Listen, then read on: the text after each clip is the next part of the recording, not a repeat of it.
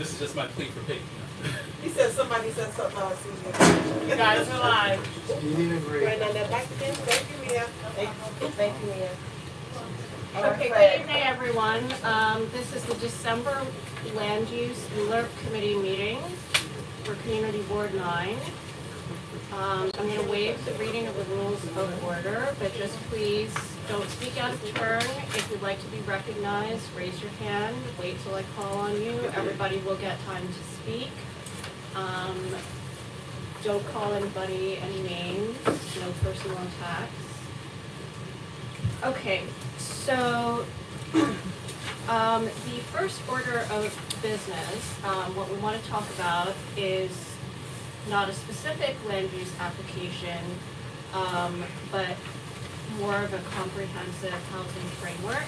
And the reason we're doing this is because the City Council passed a bill called the Fair Housing Framework in January of 2021. Where they intend to set housing targets, and that's. Bill, can I finish first, Jakob, and then I'll call on you? Limit this to 10 minutes. I'm going to call on you after I finish, Jakob. No, you're good. And that's in order to set targets for housing production and preservation by each district. I don't know whether that will be council district or community district, but it'll be by each district. And that begins in 2025. HPD is going to go through district by district and set these targets. So we need to get ahead of this. We need to understand from CD9's point of view, because we always say what we think, we don't wait for the city to come to us. We need to understand what our needs are and how those look relative to the city. And even though tonight, I think what we're going to talk about is a district-wide housing target, we should keep in mind that different parts of the district can have very different needs and wants when it comes to housing. And that's okay. We're here to represent the voices of each community. So in terms of this section, what I'd like to try to do is get a sense of whether we can agree on an overall district-wide housing target. And this is not for next year or the next 5 years, but through 2040 or 2050. That's number one. And number two, whether we can agree to break up into groups as a committee to look at each different quadrant of the district. And what I mean by that is if you take a look at that map over there, right, we have Empire Boulevard kind of running through the center of the district, north-south, and then roughly like New York Avenue running through the center, dividing it east-west. So we would have the northwest quadrant above Empire and west of New York Avenue, the northeast quadrant, north of Empire and east of New York. Right, the southeast and the southwest. Thank you very much, sir. So I think it's helpful to break it up that way. That way we can, start to do more work on each quadrant. So to start with, I did send out an email to the board members just with some information about our district. And this is all information that comes from official sources like the census, the Department of City Planning. And so does anybody have any questions? I mean, maybe I should just go over some of this, right? So currently population is about 97,000, over 1.6 square miles, meaning we have 61,500. Well, okay, so if I can direct you to look here, this is some basic information about our population information about our district. The people per square mile is essentially our way of communicating density. And we are one of the densest districts in Brooklyn. District 8, which is just to the north of us, and District 3, which is just to the east of us, it's Bed-Stuy, are now slightly denser than we are. We've had a lot of development. Williamsburg and Greenpoint, which has also had a ton of development, is still significantly less dense than we are, just because they started out very low density. They have a ton of manufacturing area where there is no housing. Park Slope, to the west of the park, also significantly less dense. They just have a lot of, I guess, big houses with very few people in them. So also there's information about our district's median income, how much we've built in the last 14 years, and how much is permitted. So I don't know if anyone, I think many of you are very familiar with that information. I don't know if you guys, if any of you want to share that in terms of how many units we've built since 2010, how many units we have permitted. Anybody else want to share that? What, based on this document? Because I don't know the details off the top of my head. So this is something that we went over a lot during City of Yes. We've built about 4,000 new units since 2010. According to city planning, about 20% of that, slightly less than 20% of them were income restricted. What was the number, Suki? About 4,000. And we currently have over 2,500 units that are fully permitted, meaning they've received like the complete green light to go ahead and build. The expectation is, 90% of them are going to go ahead and finish building. And of those, over 800 are affordable units. Where are those coming from? We have two big developments on Franklin Avenue that were a result of the rezoning, and I think it was 2017 or 2018. Some of you who've been on this board for a while remember that. So one of them is 569 units at 54 Crown. Another one is I think about 230 units at 931 Carroll.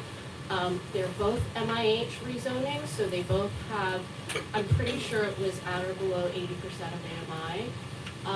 And then we have another 300 units going forward at 329 Clarkson as part of the state's Vital Brooklyn project. That is also 100% affordable. There are three other Vital Brooklyn developments that I'm not counting because they're not fully permitted yet, but I would expect that they're going to go through. So there's like about 300 plus units on Utica Avenue. There's about 260 something on Rutland at the former Kingsborough Jewish. And there's 1,100 planned at Kingsborough Psychiatric, which are not permitted yet. And there are some reasons for that. I have a Good, question. yes. So, I think we're glancing over the issue that we actually started with discussing today, and that is the housing framework. Yes. I don't think that we can move forward until we know what that is, right? Because there's too much talk about affordability, too much talk about how many units this building, but I don't think that there is a concrete decision on what that affordability is. Because when you look at all of the numbers out there, and you look at what the AMI is, that a lot of people are suggesting, there is just it just varies between 40% AMI, 60, whatever it is. And I don't think that we can make any step forward until we decide what that is. Because when we're talking to elected officials or even developers, we have to be convinced that this is the AMI that we're looking for. Okay, and how that AMI gets determined, whether it's from 0 to 65, from 0 to 65 of individual income on a 40% AMI. Because when you look at all of those numbers, they go 40%, okay, you got to be making X amount of dollars. 30%, you got to be making X amount of dollars. That doesn't work for this community. Because most people, not only in this community, but in the city as a whole, don't make more than probably $65,000 a year. We have to be really cognizant of that. And that the people that are actually making above that, you want to put them in another category of AMI, that's fine. but we have to look out for the people that are in that bracket of AMI that actually can get those housing. Because other than that, we continue to build houses here, and we don't even know where these people fall into that AMI. Right, what's the median income for, let's say, this district? You have population, but what's the median income? Yeah, so the median income here is about 67,000 So it's right on for a this point. household. So it's exactly on your point. Exactly what I'm saying, is that you cannot build any more units. Because one studio, one bedroom actually puts you in an AMI of about 40%. Okay, got it. But I make $40,000 a year. That puts me in another bracket. And 40,000%, most of my money is gonna go into that rent. There's no living for people that are below that threshold. Nicola? Agreeing with what Hector has said, I think the basis for our position from the beginning when it comes to City of Yas and any other developments is that we have done our fair share. We have housing. We just don't have housing that people in this community can afford.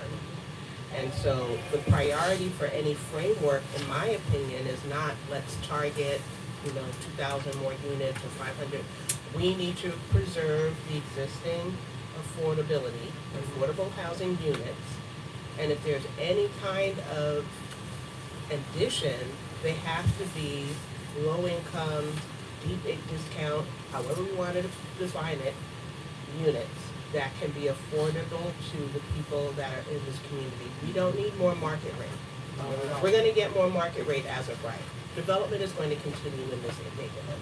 So what we need to focus on is the affordable units, 100% affordability for any additional units above what will already come as a part of just the natural progression in this neighborhood. So with that said, I still think that we as a community board, as a body of the ULURP, we have to decide what that is. Yeah, but We there's a have to. two-step process. One, that position, and then two, what is that number? Yes, How I do agree. you define affordability? I agree, because for this? every elected official is gonna come through here and say, you guys don't agree with anything.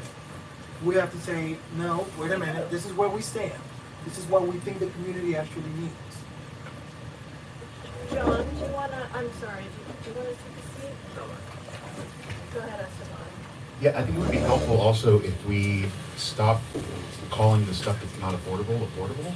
Right. Even just like in our meetings and in our, whatever we put out, like, what we define as affordability, anything beyond that, we should not consider that as that, even if the city says it is. Because it muddies the issue and it makes it really hard to get a clear idea of what we're looking for. So, Cheryl? In addition to, good night everyone, in addition to the affordability of apartments, we also have to be considered, or consider how much we have done as far as also shelter beds. They say that this is going to be spread over the whole of New York City. So let's target, and when it comes to sheltering, let's also spread the wealth with that and give it to communities that have no shelters in their bed, or no shelters in the area. We have to also look at that as well. So, based on your number of new developments, is that included with shelters or without shelters? Without showing you. That does not include shelters. Doesn't matter. And what is the shelter number based on our district? I'm not certain yet. I've seen figures around 950 beds. That is slightly higher than the Brooklyn average, but it is not the highest in the city by any means. There are districts that But we have have- 2,000 plus beds. But we have to also distinguish between the type of shelter that you have: men's shelters, women's shelters, and family shelters. So you have, those numbers vary across the city. So you have to be really mindful of I'm that. trying to create a premise where if we have 900 beds and we only built 4,000 units, Okay, those 900 beds are pre-existing. You know, how about the that's new a, developments, the new developments? that oh, came up? no, in the new developments, we don't have any existing, that we generally We don't have count. East New York, we have Midwood. Okay, we generally don't count shelter beds as part of new development. We just count units. The only new shelter that I know of, well, actually I know of two during the time that I've been on this board. There's a 65-bed shelter at Parkside Court, and then there's, I think, a 120-bed shelter at Rogers and, They're and- fine. yes, Rogers and Carroll. Empire has one. There- Right, and then you Our have, community has historically had a lot of what they call three-quarter bed, homeless shelter beds, where they're, homeless people are housed in existing buildings. Some of those are being closed, I don't know how many still remain. So that's, but the last official figure that I saw was 950 beds. But that's something that is supposed to be part of the fair share laws, that every year the city is supposed to come up with an accurate count. So we weren't gonna necessarily talk about fair share today, but I think it's an important discussion, and one aspect of that has to be going to the city and demanding, accurate information. I know that we have a package in there, but this issue of housing framework, we probably won't be able to come up with a framework tonight, right? Because we have all this other stuff to do. If we are doing that, what would be, how do we actually encapsulate this? Because this is a really broad Well, discussion. okay, so Hector, let's start with what you're talking about, which is AMI levels. There's really two aspects to this discussion, right? There's what percentage of all development do we want to aim for to be income restricted, and what is that income level, right, that we want? So, you know, I think the two are somewhat related, and I think maybe it would help if we take a look at. Yes, Yaakov. Can we, just because we do a packed agenda, can we set timelines for every topic? And then, that way last week we were here till, last month we were till 11:30. I think also if you have a timeline for when you want to get this done, let's get it done instead of, you know, and I when, agree. So otherwise. let's take a few more, let's take So another. can we do that before we go forward? Yes, let's take another 15 minutes to talk about this, but let's just focus at first on what Hector is saying. So, I'm having trouble pulling this up, but in the email that I sent out to all of you, basically we have about 30% of our community that's making less than $50,000 a year, so to Hector's point. And so what do we think, and we have a relatively small number, most people are kind of making in the $50,000 to $100,000 range, and then we have maybe about like 30 or 40% of the community making above 100,000. How much would you? What is your estimate on that? Repeat that again. 30%. 30% are making below $50,000 a year.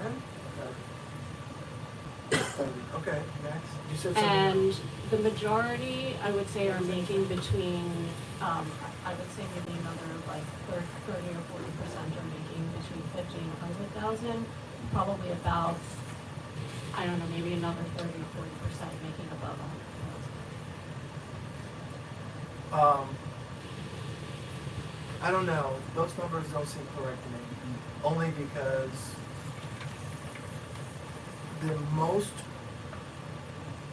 30% are making $50,000 to $100,000 a year.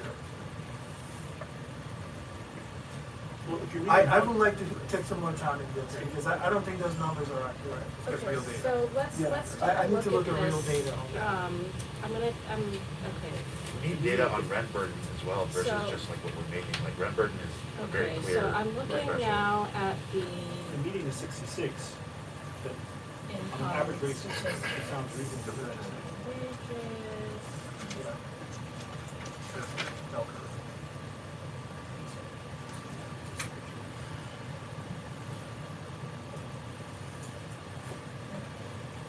Median household income in 2021 dollars, so this is slightly outdated.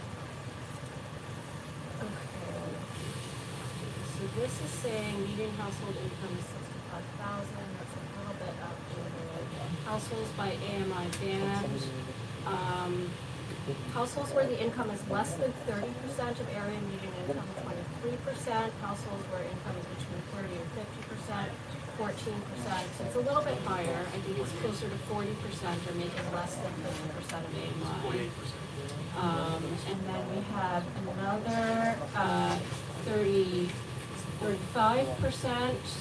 making between 50 and 120% of AMI, and above 120% of AMI is a total of 25%. That's what we. But out of those, like, the ones that we're concerned about are the ones that are facing some sort of housing insecurity, which isn't the people on the other end of the income spectrum. So we have to take that into consideration. So, would it be reasonable then, do you think, to target 40% of new development towards households making less than 50% of AMI? At least. Yeah, at least, at a minimum. Does anybody disagree? You agree? Did you say targeting 60%? 40% of new development towards households making less than 50% of AMI. So if we have a new project, you want them to only give 40%? Well, I think not only that, but if we're looking at all of the new development that we want to have coming, right? We're planning for our district, right? We're not just sitting back and letting developers do whatever they want, right? And then saying, oh, but please give us this, right? If we're planning for our district, right? And we want to set limits and targets, if we want to say, this is how much development we expect to have coming, what percentage of it do we want to aim for being low income at or below the 50% AMI? Okay, this is the Can first you time just tell us your name, sir? My name is Manasan. Yeah. This is my first time joining one of these meetings, and I know this may not be on topic. I'm just John Mendel, not on topic, we're opening the next topic. okay. Just real quick. As far as further development, I know we're mindful of lower income. Are we mindful of larger families with 3-4 bedrooms? Just something I wanted to throw out there. Yes, I think that's a valid point. Yaakov. So, thank you very much. Good evening. First of all, Suki, it sounds like we're saying that if we would support a rezoning, we would insist that that rezoning would be 40% of it would be lower than 50% AMI. Am I understanding correctly? Well, not necessarily, right? Because as Nicholas said, we know that we're going to continue to get market rate development, right? Not every site is going to be zoned for affordable housing, right? And at the same time, we are going to try for 100% affordable development, for example, with Vital Brooklyn, right? Or if you have like faith-based affordable housing, if they're willing to do 100% affordable housing. So what we're really talking about is overall, right? We're aiming for what percentage? And yes, it can mean that for a mixed income new development, we want to aim for the 40%. But not necessarily, right? Because like if we say, okay, we're going to allow this development to go forward with only 20% affordable housing, maybe we need to look for another one that's 100, where we can do 100%. I hear what you're saying. What I'm saying is the only time we would have an opportunity to have a say. That's not true. Would be in the rezoning. If it's an as-of-right development, they're going to do what they want. Well, but So you could argue, but that's I'm on this committee for 10 years. yes That's and no, Let me just finish my question. If you could, I'm not so familiar with, I know that the city has, there's like sort of brackets and what percentage of developments in New York City today, new developments, have a component of 50% and lower AMI in the affordable options? I don't know the answer to that, but I can tell you that the Is program. it a significant percentage? No, it's not. What are we talking, 5%, 2%, no percent? I don't know the answer, Yaakov. You know, If there's anyone does who it- does know the answer, does it feel free to give It it. exists? Exists, You know it exists? Yeah, Let And me it try to needs, find it. we need to Right, I push mean, to the have it Vital exist Brooklyn more. developments, for The example, Vital Brooklyn are is absolutely, Vital That's Brooklyn is state. state, it's not the same thing. it nevertheless exists in our district It's in not large called numbers, existing. and You we say need state, to, I'm talking about private development. Let's be honest, let's be transparent here. Private development. okay, Private development, does it exist in our district? yes, It does, where? yes. The low. By the way, I'm all for it, but if it has to exist. Okay, so let me answer this question.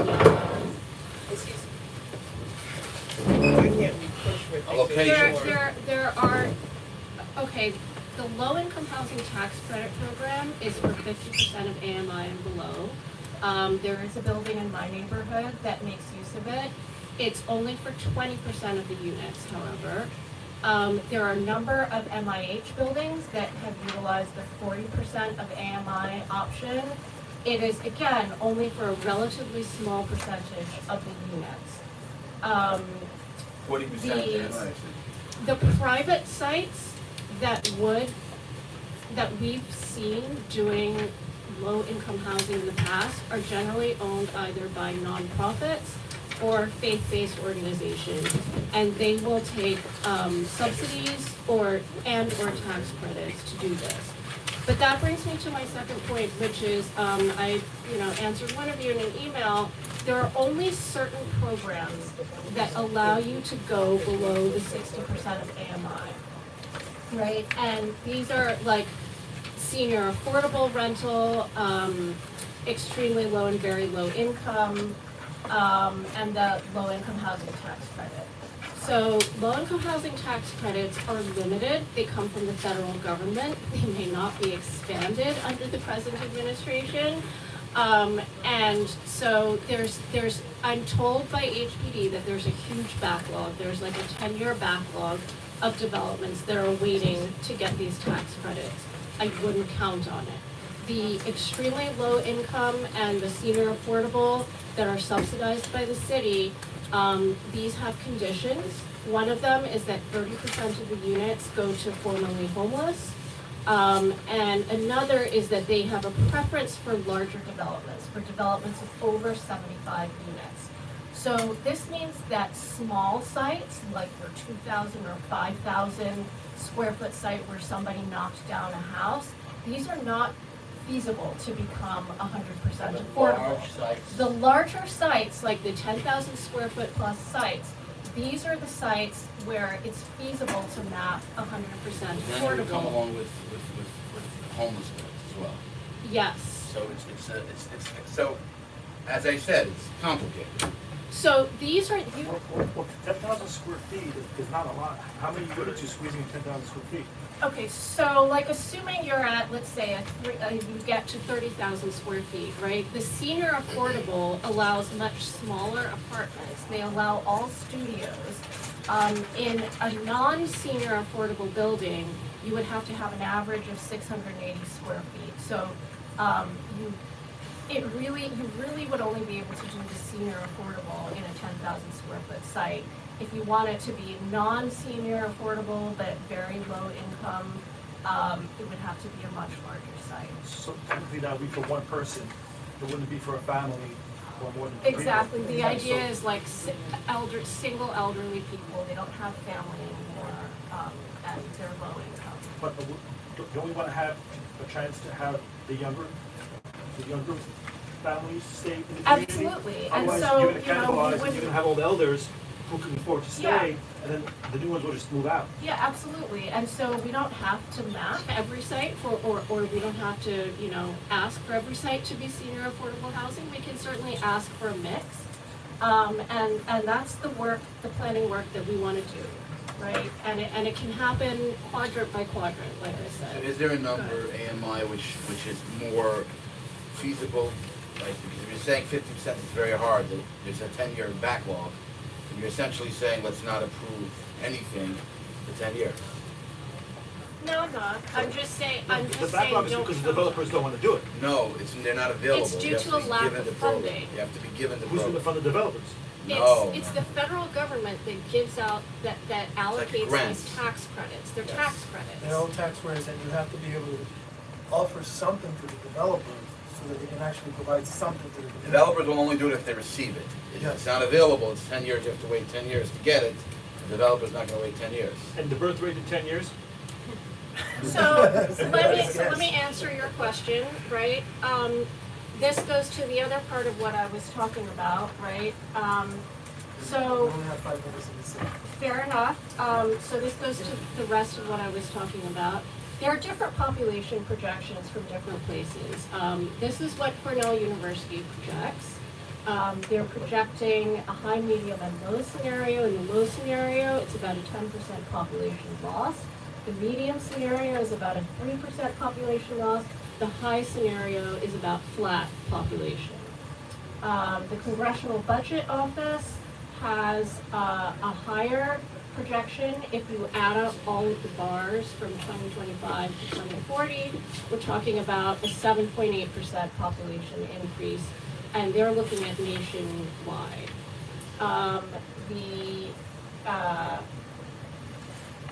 The University of Virginia projects population increase for New York State about 3%, 3.3% by 2050. Our district, about New York State is a bunch of people. Right. So in our district, population has been declining since 2000. The 2000 census, we were at 104,000 people. We're now at 97,000 people. And birth rates are not that high. Here you can see it's 3.5% for women aged 15 to 50 who gave birth. That's about 2/3 of the rate in the United States. So overall, our district is not expected to have a high population increase. But it could be that one section of the district or one neighborhood in the district is different. And so that's why, another reason why I want us to maybe agree to split up and do this work quadrant by quadrant. I think we should also take a good look at what happened north of us in CB8 over the past 10 years, which is that they approved a lot of development, like a significant amount of it, and the end result of that was, the starkest displacement of black people anywhere in the city, and a raising of the income, but not, essentially it made things better for richer white people. Like that's the end result of that, of their rezonings. And they're about to do another huge rezoning with Atlantic Avenue, so. What did the median income go up to? I think it went up to like 60 something, if I'm not mistaken. But it's nuanced, like it varies by block. And I think just one thing to point out here is that we should be talking about what we want and not necessarily what we think that the cities or the states can be able to give us. There's a lot of new funding. There's $5 billion that are coming from the state at this point that it's going to supplement all of that stuff. So people are going to be asking for it, so we should be aiming high, like, and not using sort of like past experience as our baseline. Yeah, I agree with that, and I think that the caveat to that also has to be that with the state law for tenant protection that went into effect like 3, 4, 5 years ago, it has to be strengthened because there's a lot of loopholes in that law. If you're really planning on keeping people in their homes, you have to be able to close those loopholes. Because right now, building owners, especially in pre-war buildings, can get away with this.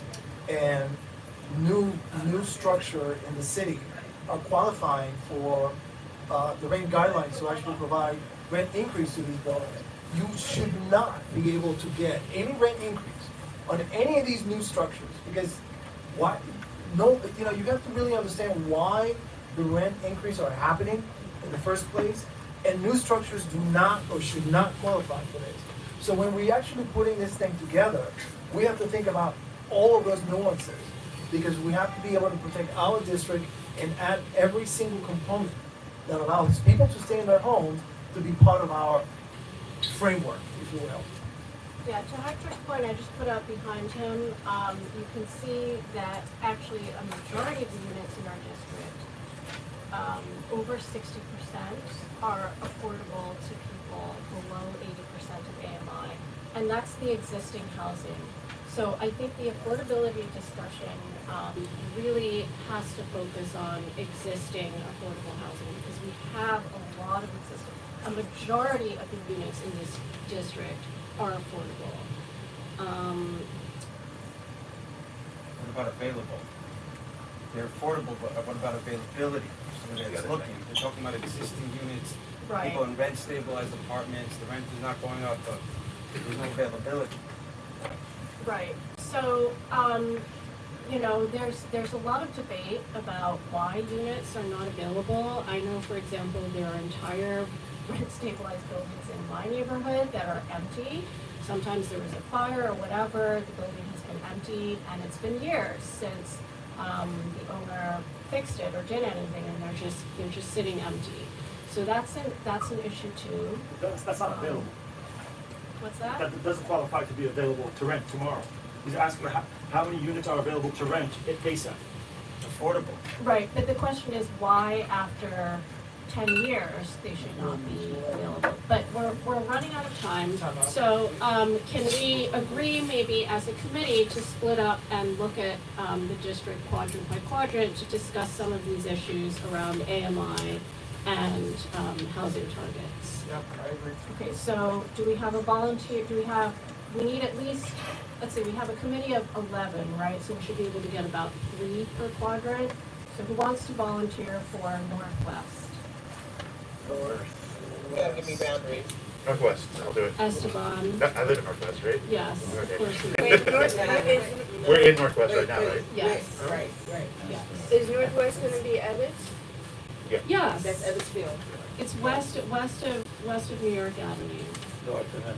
and north of Empire. Anybody I'll else? help Esteban. Okay, Teresa, That Esteban. area, I like it. Okay. Teresa, Esteban, anybody else? Nicola is gonna be with us. And Nicola. Okay, Nicola. so do I have a volunteer for the northeast? I'll do the northeast. Hector? Anybody else? I'll volunteer for any quadrant. Okay, Yes. Hector and Joshua? Sure. I do think though, before we break off into separate quadrants, we need to figure out what the sort of. We're not doing that now, right? No, later, we're gonna, I feel like we need to yes, figure out the forming our criteria that we're gonna use Then we're gonna go another route. to come up with whatever standard Okay, we're so trying to I'll, set. And that includes thinking about all of the different factors that we Absolutely. wanna consider when Okay. putting this together. Because whatever it is, it should be consistent across all I four agree. quadrants. So let's finish doing the subcommittee assignments and then, well, actually, let's not call it a subcommittee, let's call it a working group.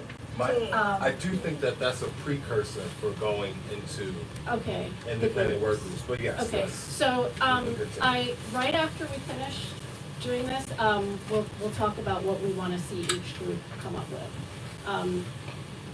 So Joshua and Hector are gonna do the northeast, anybody else?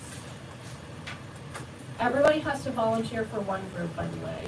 I did it 10 years ago with Michael Weiler, I'm not doing it again. I was with you. I wasted So was enough time. Esteban. Well, Been there, done that, so you know what? in 10 years I'll do it again. I did too, and my recollection was, nobody submitted a report except It's for 'cause me. they shut us down, Okay. they rioted. I submitted my report, and I went to the meeting and I gave my report, nobody else submitted a report. I think we did. I know we did a survey for. Okay, anybody else for Northeast? Yes, no? Okay, so that's 2 people. I can always do it if nobody else wants to do it. Okay, Southwest. Who wants to do Southwest? Max? Anybody else? Anybody? I'll do Southwest, I live there. We need the other stuff. I'll do something. Okay. John is gonna do Southeast. I'll do something. Cheryl is gonna do Southeast. Okay, all right, I think we're good, and, if anybody else wants to volunteer for a district, they can. So, now as to what we want people to come up with. So the first thing is we wanna know, I have the information already about how much has been built and what developments specifically are permitted. I can send that to all of you. But what I want you to come up with is what are the number of as of right units that are possible? And I'll tell you what my, what the methodology that we use to estimate that is, based on the zoning. That's number one. Number two, what is your target for the number of new units that you want to see? And number three, what percentage of those units you want to be affordable and at what AMI?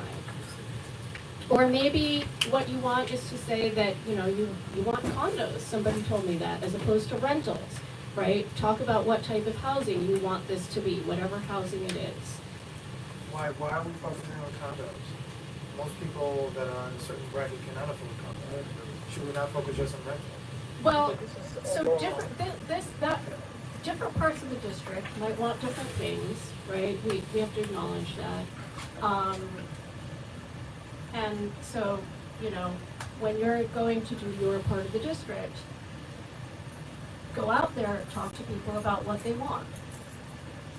Yeah, there's that subsidized kind of housing too, where you could get like a 3-unit building, and then you rent out 2 units and you live in one. I have friends that have done that within, close to this district. They bought a 3-unit, they went to sub with a mortgage, so to speak, rented out 2 units, and it went very, very nicely for them. That makes it more affordable to purchase, yeah. Yeah, so they're renting 2, they're living in 1, and it works out, it's nice, it happens. And also try and take stock of the existing affordable housing in your quadrant, right?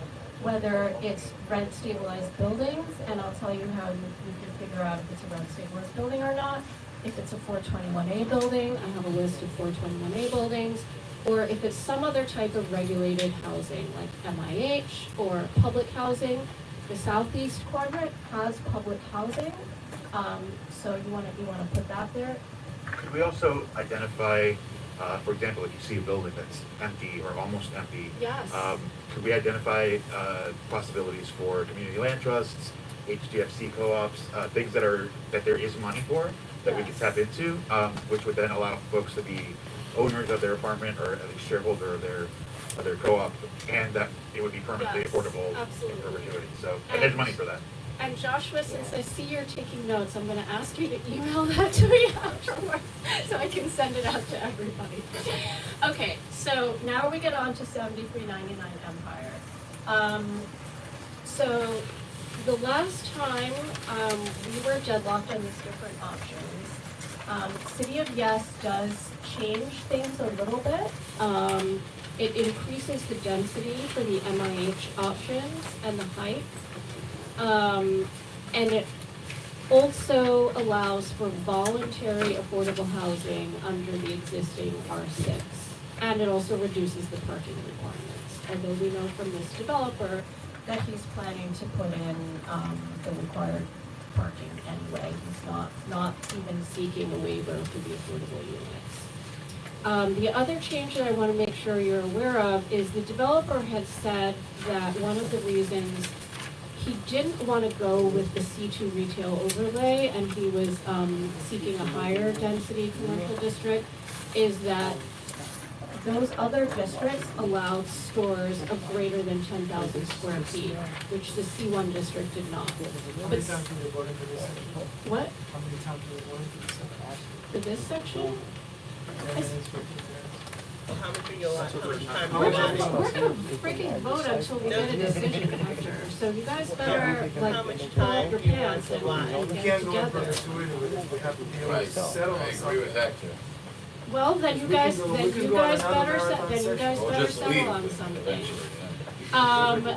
So, okay, so the C1 retail 20 minutes. under City of Yes for economic 20 opportunity. minutes. No, I'm not putting a time limit. You guys need to agree.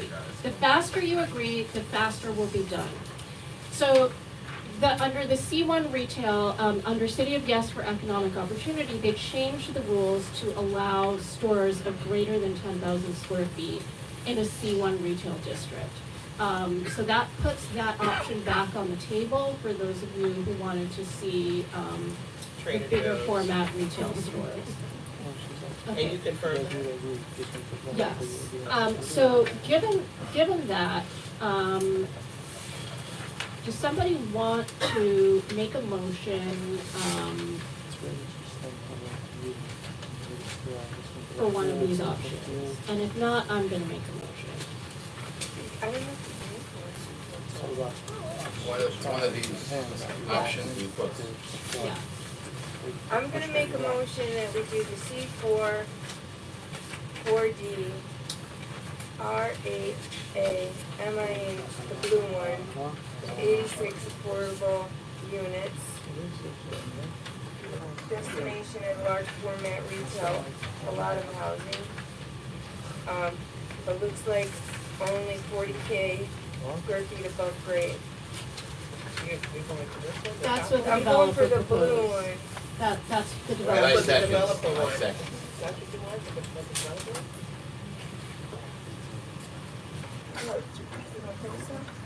She made a motion. Seconded it, let's go.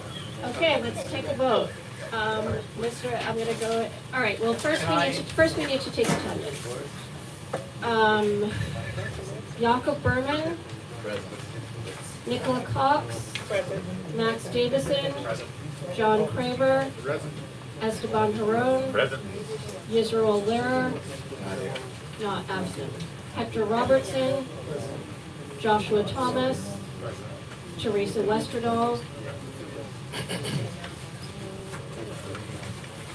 Oh, yes. Present. and Cheryl Bernard. Thank you. Okay, so, any discussion before we, yes, Max? Is this, I'm sorry. That was fine. We had a conversation last time about putting stipulations for increased affordability on any sort of upzoning, and Okay. we're at this conversation again.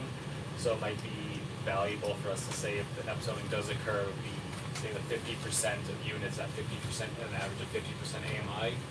Back to the conversation we had earlier in this meeting. Okay, I agree. okay.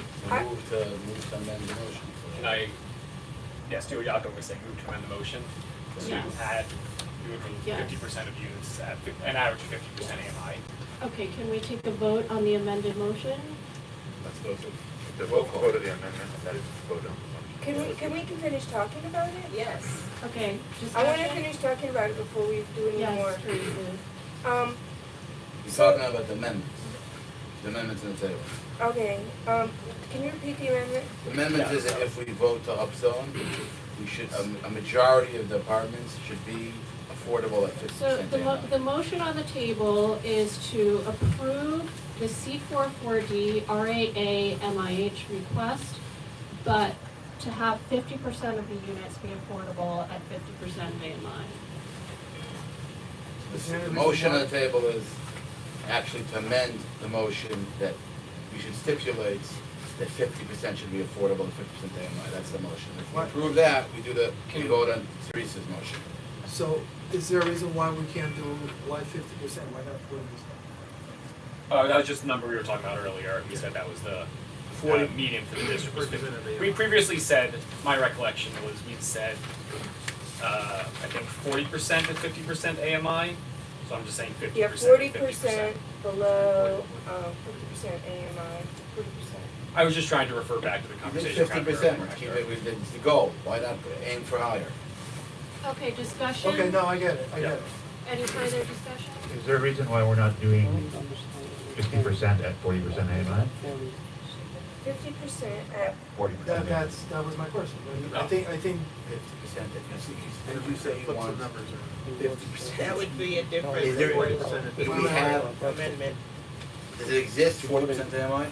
Somebody wants to, does it exist? All right, so Any other discussion? you want to amend the amendment?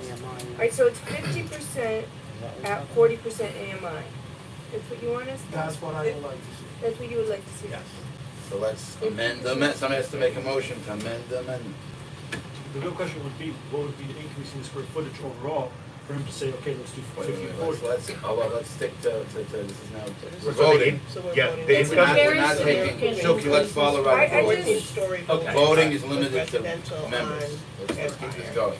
Thank you. Just one quick question, is this meaning that the residential is gonna be on the commercial side, this C4? No, Teresa, it's gonna be split over the whole site.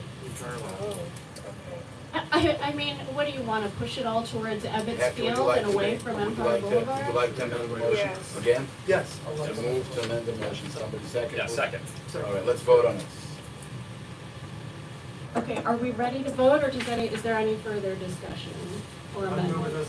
voting on the amendment or We're voting on the amendment now. First vote on the amendment. We don't have to vote on his Okay, amendment once you vote. your amendment is to the original proposal, which is for His amendment is C4. irrelevant. We have amendments that override his amendment. Okay, nevertheless, the proposal is for C44D, RAA, MIH, height 140 feet, 285 proposed units with 86, we're saying, I guess, a minimum of 143 affordable units at or below 40% of AMI. Majority, no, An majority should be. Majority should be. Right, so a minimum of 143, they could do plus one or whatever, right? Essentially what Hector's saying is, we're telling the developers, we will accept development, No, we're I just- not, we're voting on a specific development, we're not telling all telling developers this developer, anything. whatever. Okay, so that is the proposal that we're voting on. Is there any further discussion? Anybody want to make a comment? Just a follow-up on What a comment happens of to the Jacob. I agree that this will be setting a marker for the Empire Boulevard redevelopment.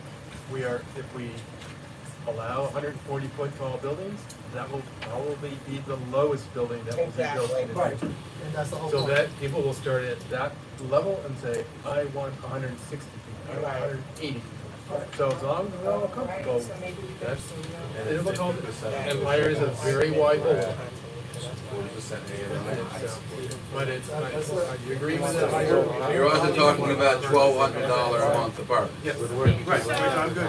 I mean, I'll just say that this contravenes our zoning framework, which asks for a limit of 9 stories district-wide. I looked into that. Yes. It says anything that may be above 9 stories, may, could be, is not for this district. And so, that may is doing a lot of work there. And I do think that there is circumstances where it makes sense to go above 9 feet. And not Or the 90 feet. Such as, Such as this one, where there aren't a ton of displacement potential directly anyway, not talking about secondary, such as where there's an empty lot with vacant commercial space that will be turned into commercial with the potential to build residential units on top of it with at least 86 income restricted units. I think this is where there's Evans Fields down the street that's actually taller and really close by. But you're setting a precedent for Empire, for the rest of Empire. We're voting on this particular project right here.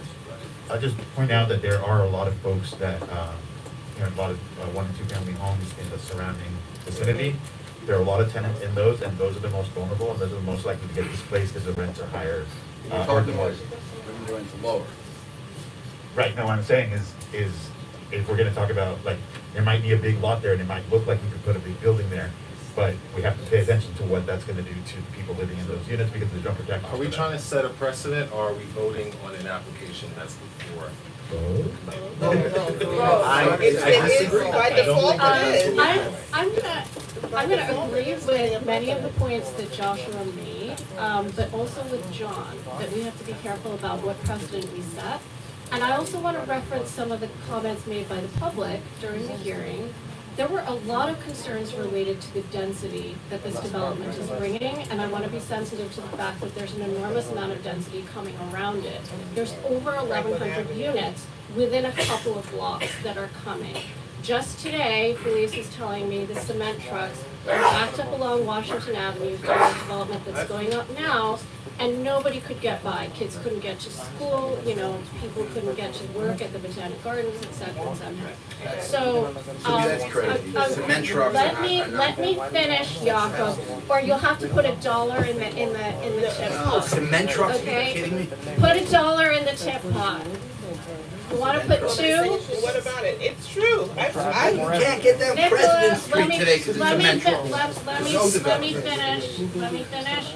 So, I wanna say that I would only be willing to break this height limit for the reasons that you said, provided that we accompany it with a statement saying that we're not going to upzone the rest of Empire Boulevard or the avenues around it.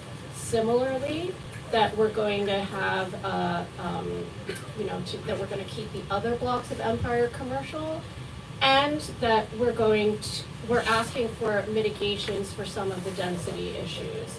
And I don't know if we want to identify Well, how do we enforce specifically How what do you, those are. yeah, How do we enforce that? this developer can't. I think it's gonna be very difficult to I make a enforce it. motion, I I think make it's a gonna be motion very to amend the difficult motion, to amend the motion. I think it's gonna be very difficult to enforce it, but we can ask. So I would ask to amend the amendment, with a stipulation that this zoning is for this one development only.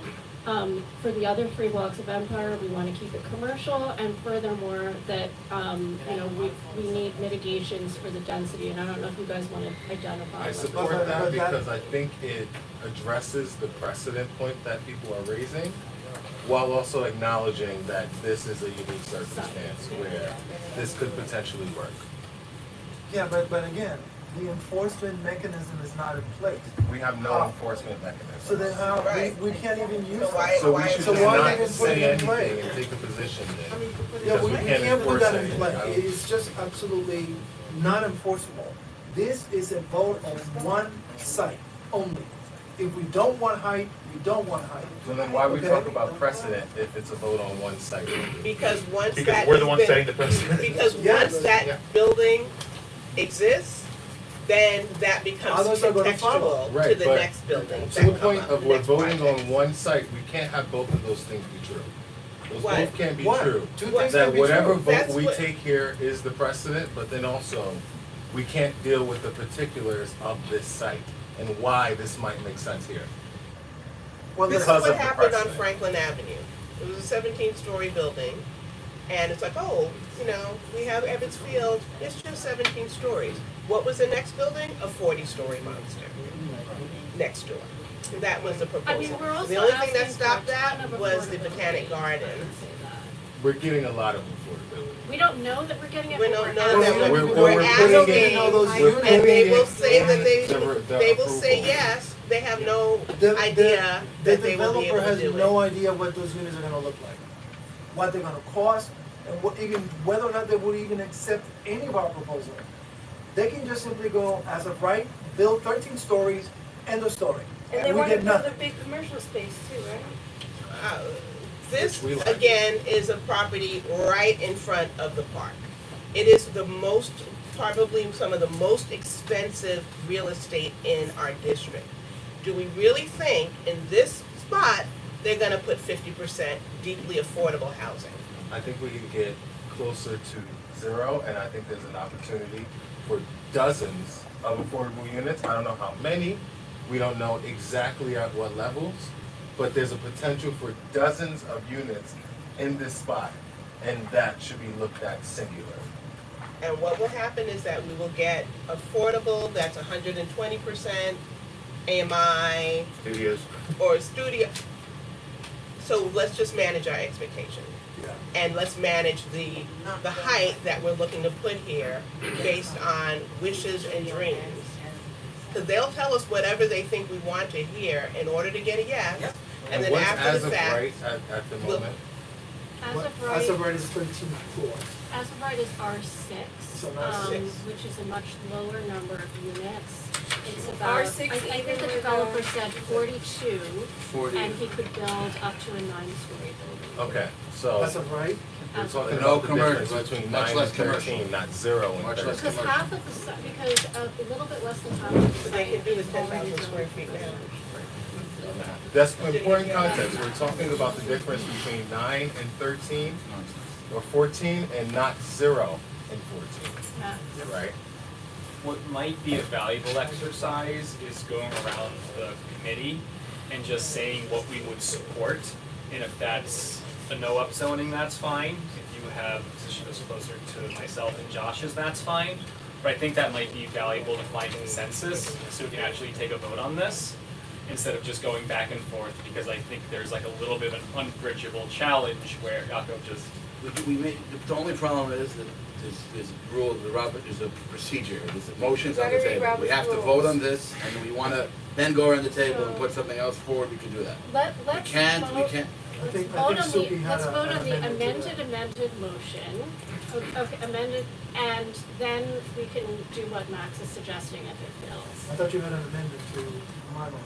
Yes. Okay. So my amendment was to add stipulations Oh, about yeah, that. addressing the effects of density and, also that the remaining blocks of Empire should not be rezoned. so, to and this is, as I understand it, though this is a non-binding amendment, like we can't go and enforce this. Of course not.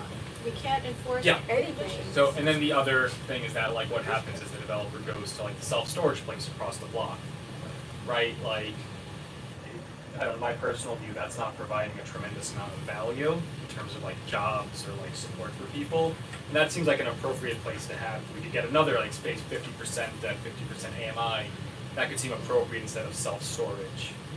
Well, that's just a place. Well, that's a different They would have discussion, rezoned. but- So just to Can we- clarify to can the we- committee, if you vote yes on Suki's amendment, then everything is included. You don't have to re-vote. So the amendment is, the motion is to support the developer's request on condition that we're sending a message to the council member, we want 40% AMI, majority units, 40% AMI.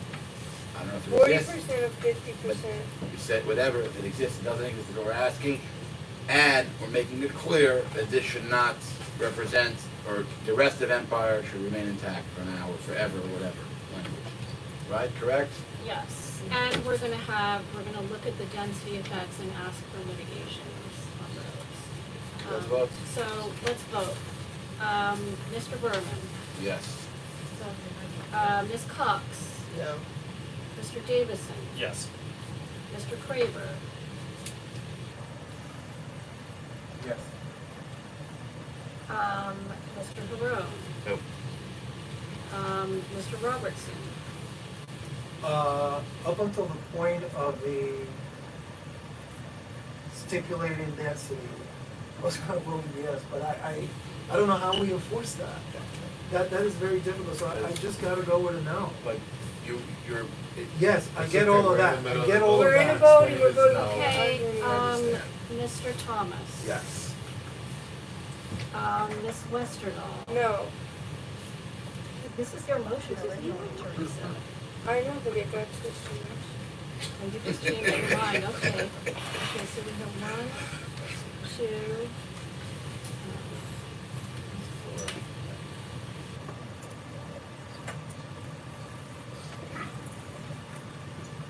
Ms. Bernard,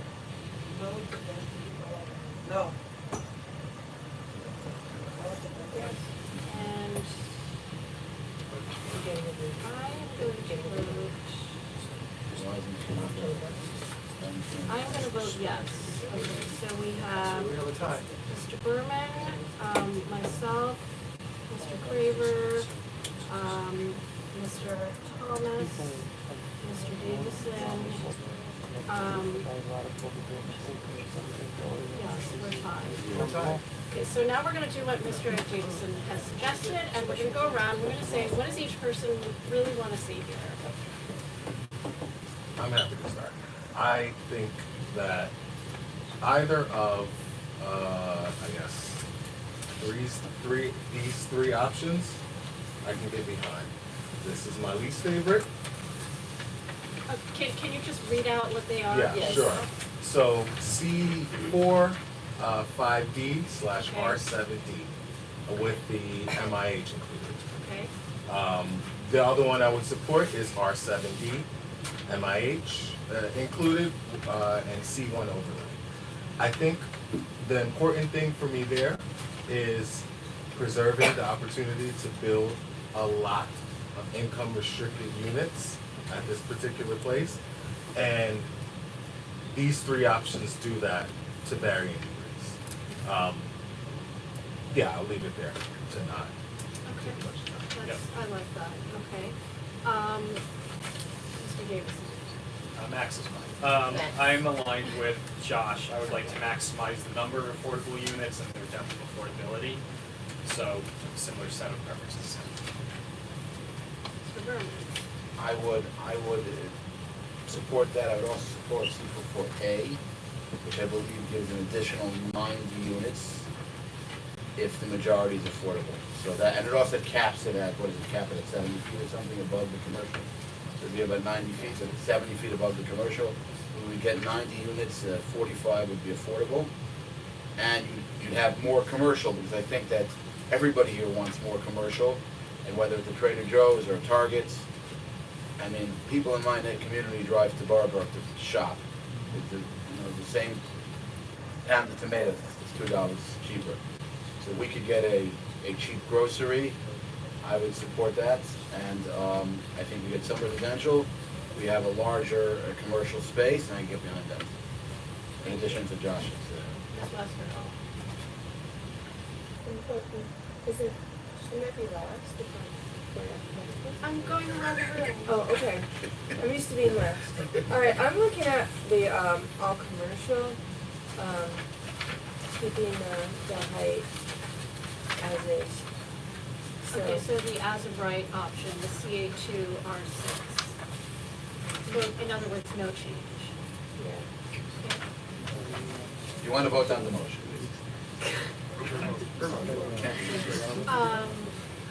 Ms. Cox?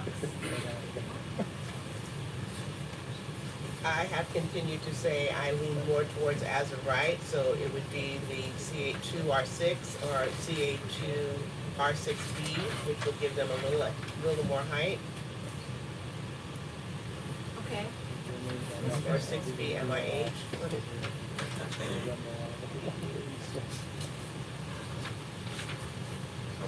Mr. Harrell?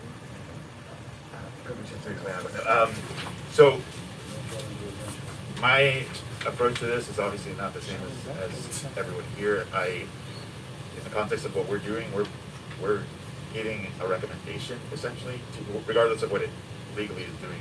We're giving a recommendation to the council member, and this council member and most others, playing hardball has been the way that you get affordability. So I would vote no on any MIH based No one any? So you're sticking to as of right? Yes. Which one is as of right? Which one is the Yellow. All the yellow ones. Yeah, yellow. And I will say that there is a way to make some of these things enforceable if it's something that you want to look at in the future. You can create, the community board can create a nonprofit that would then be a party to the rezoning. This is how CBA does it.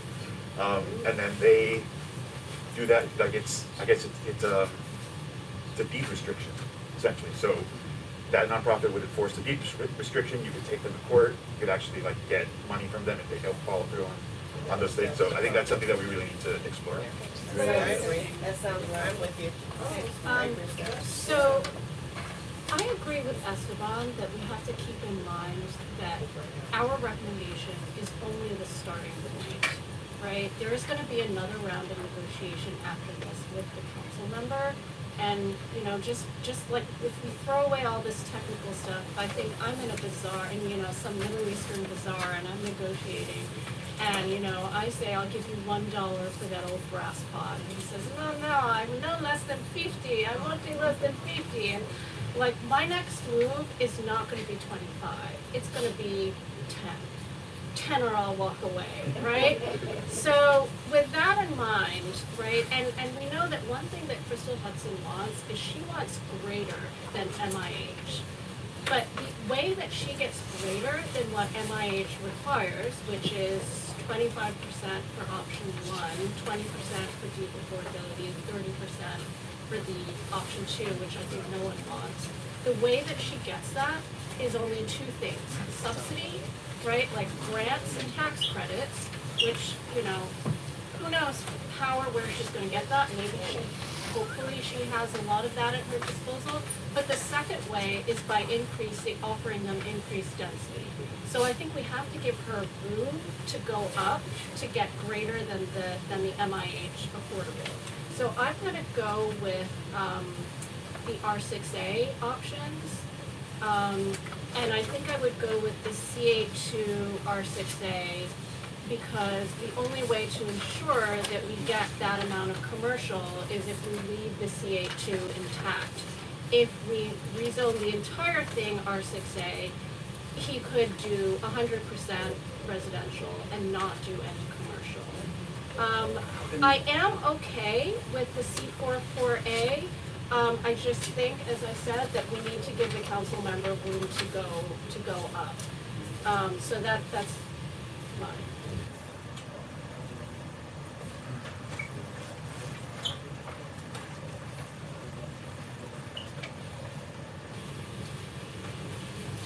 We're gonna skip you and. Yeah. Just open.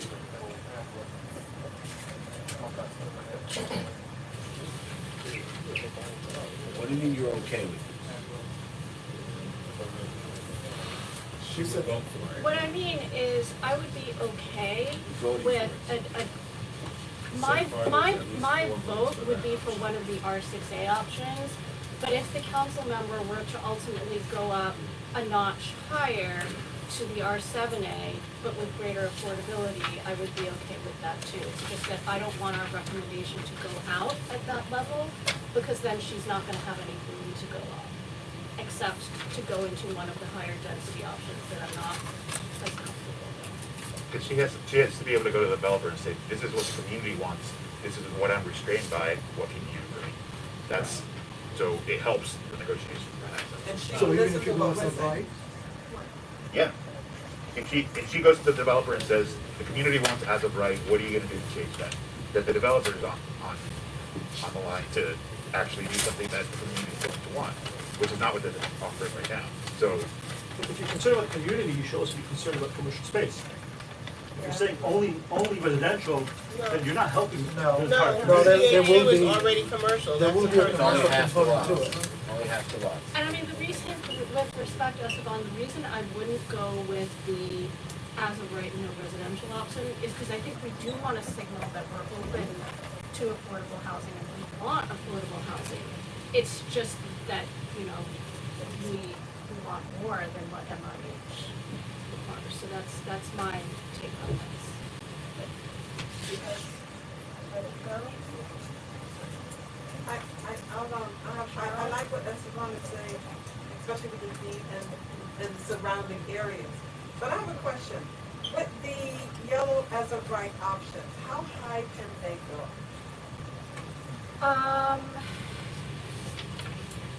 It's sky exposure thing. So the developer has said that one of his as of right options would be to build a 9-story building, so that's possible. Most of the buildings that we see on Empire are between 4 and 6 stories. So he cannot go past 9, technically. He- If we state that we okay, do not want it. If you made a really skinny building. tall, skinny building, Like, but it's like clay. they're not, yeah, That's the best analogy. It's like clay. He has a certain amount of square footage he can work with, so he can make it like whoop, or he can make it like. But you know, that's all he He could stretch it has. out, right, or he could roll it tall and skinny. But it physically, I think it's not likely that they're gonna do like a tiny amount of square footage for that right now. So he's. To build, it would be so more, what it would be more he's- expensive to build narrow and high than a citywide. yeah, so what he said is, 9 stories is a feasible option. And he is planning on putting a parking. Yeah, Yes. he said a lot. He needs it for the, also, if he wants to get a Target or a commercial or a Trader Joe's, he needs parking. So 9 will have commercial and residential and parking. And I like what Esteban explained as far as the area, the local area, and it's protecting, so that's why. You say 9, what do you mean by 9? 9 heights, 9 floors. What? What she means is the as of right. As of right is limits their commercial. It's half and half, half residential, half commercial. Okay, let me just tell you, as of right, would not have any affordable housing. Will not. And will not have commercial either, something like Target. It could have commercial, it will not have affordable housing. According to the developer's presentation, it will not have a large commercial space. It could have a small store, something, a national store, it cannot have. That's what was presented here last month. So Suki may know better, but that's what the developer said. With all due respect. I'd be curious to hear Hector and John's thoughts about this. Well, listen, initially I was really looking at the as of right. I mean, we do need the commercial space. As of right doesn't really give us a whole lot of commercial space. So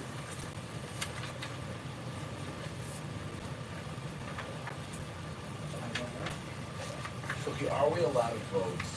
Can we vote that we want the host space to be CA2, which is a commercial, and say we're deadlocked on the housing and we're not voting, but something like that. That way, something we agree on, we can move on. So you want to rezone the residential portion of the lot to CA2?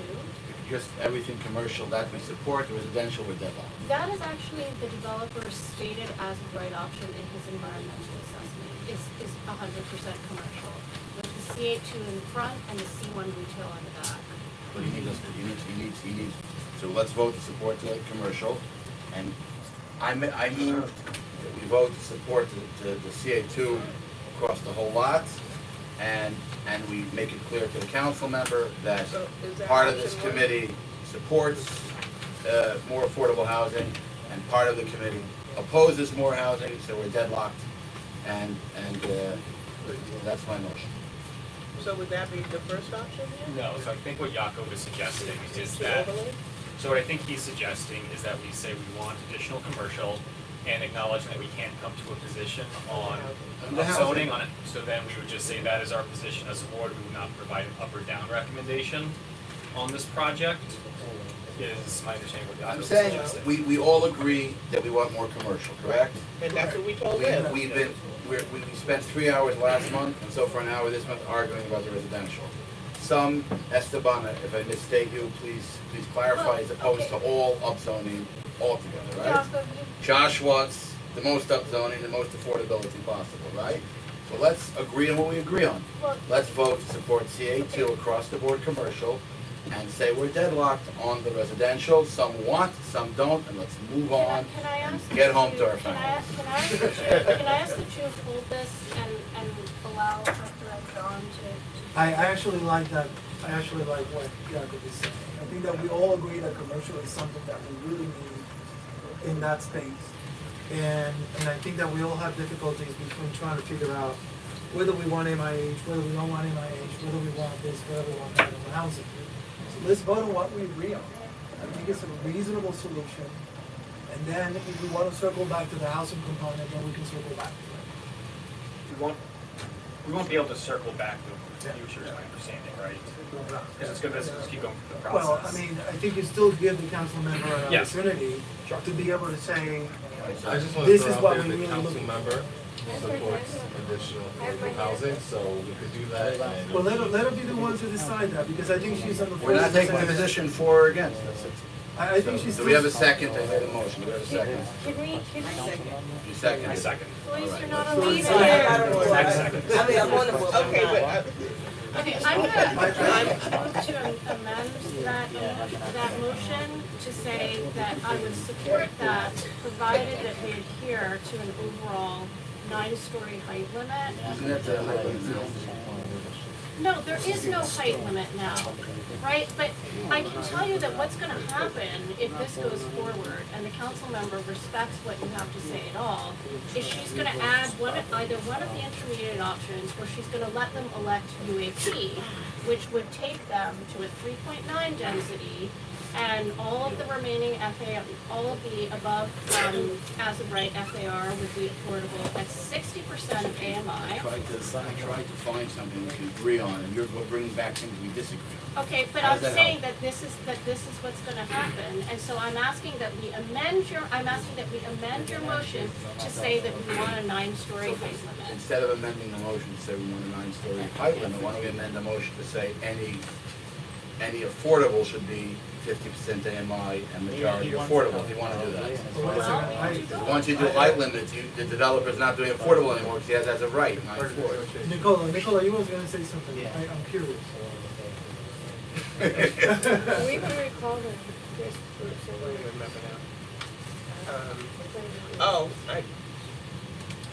So I'm still trying to understand Yakov's argument, or what he's proposing. You're proposing that it's not as of right. You're now asking that we rezone the residential side of the lot to also be CA2. The developer asked us basically to allow to build a big commercial space there, right?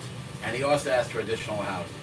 I'm suggesting we say we can't come to any agreement on the housing, but we support the commercial space. We want it, we want large stores, so we just vote on yes is the answer. CA2. So, or would that be the first option, which That would would be be- no, CA2 with no. a C2 overlay on the residential No, side? because the residential side. 7, No, it would be across the board CA2 is now the developer's split, not the whole development to CA2. Part of it is, part of it isn't. You can, on part of the, as of right, you can only put residential on part of it. It's gonna allow the developer to have more space for commercial, and we're not gonna address the residential. Are we basically, So which one, you saying which one? I'm saying, we go out of the box. He's creating a new one. We go out of the box. stay in the box? He's We creating say, a new one. we can't agree on the housing, we want a large commercial space. We're voting to put over there a national store, which everybody wants, and we're deadlocked on the housing. We have those that, I think the language I used originally was, we are those that support affordable housing, you know, and more development. No, but that's- We have those. I don't That's think not that- true, we're not deadlocked on the housing, Oh, we're we not. have a majority of people who would like to see housing on this That's site what I and heard affordable from housing, people we just can't agree on which option. It's what we're disagreeing on primarily is strategy, not the concept that we want housing here, and that's why I would like to vote on an option that signals that we're open to housing. So can you come up with language that's not so restrictive? Can you come up with language which addresses So that's the AMI and what percentage should be affordable, and not the height limit, which limits all of above?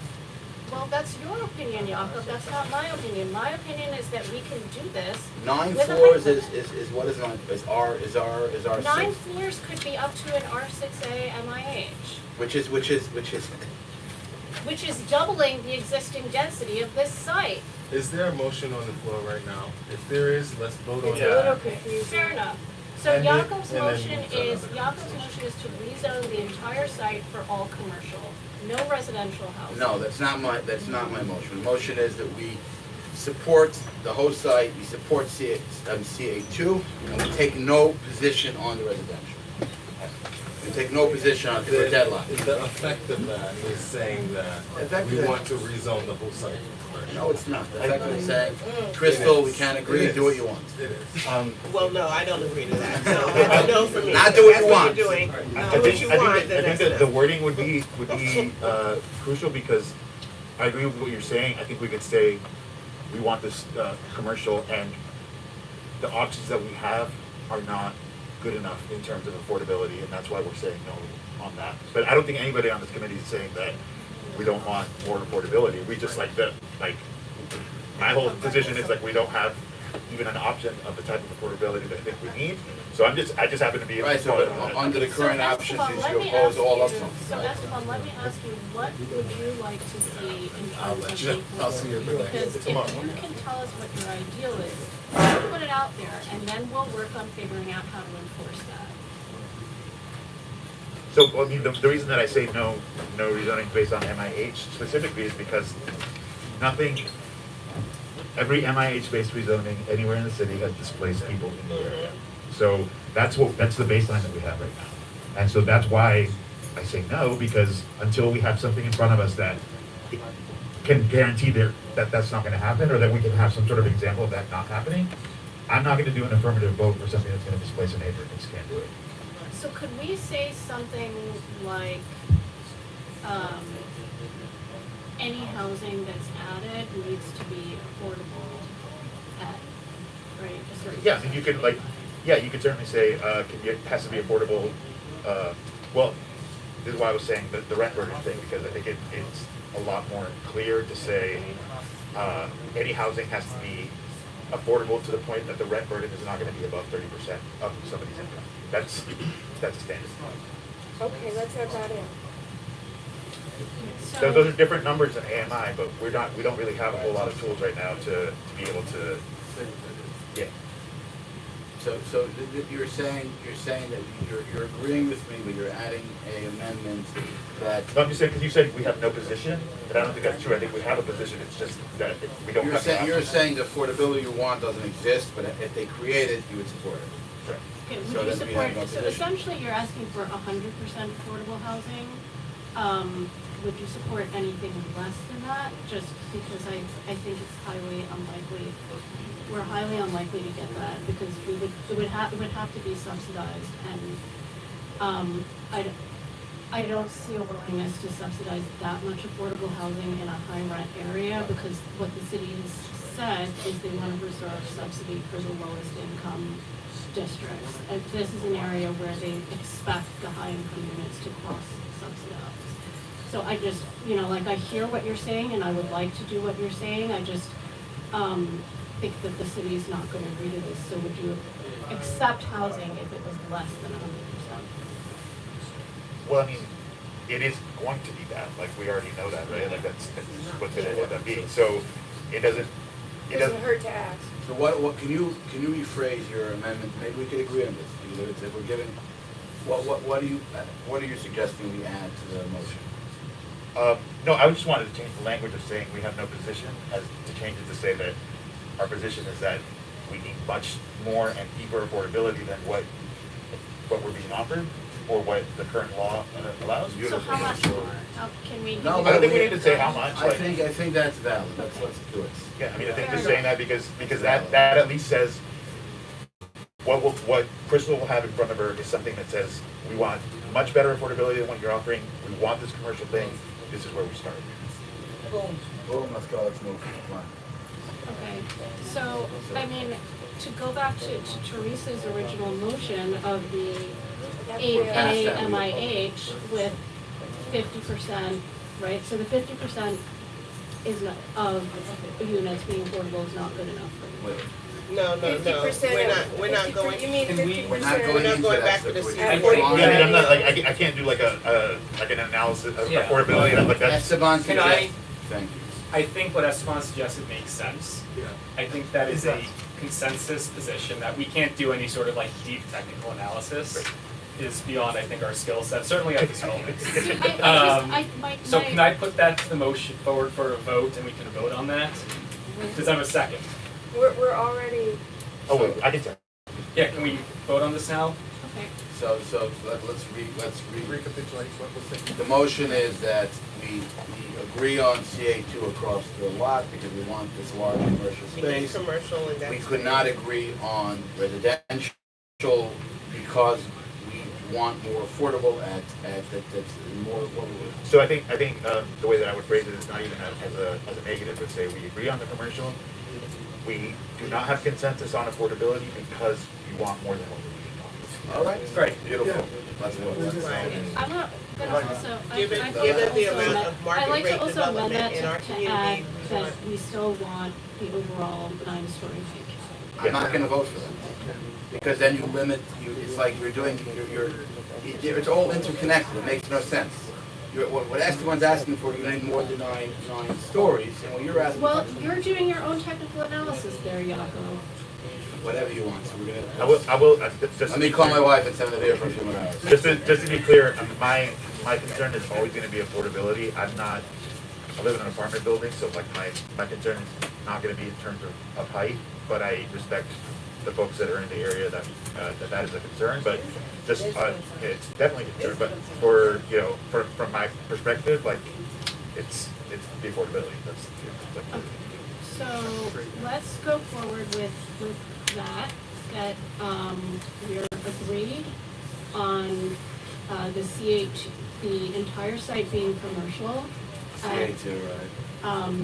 CA2, or effectively it's 2.0 of commercial FAR that allows large format stores.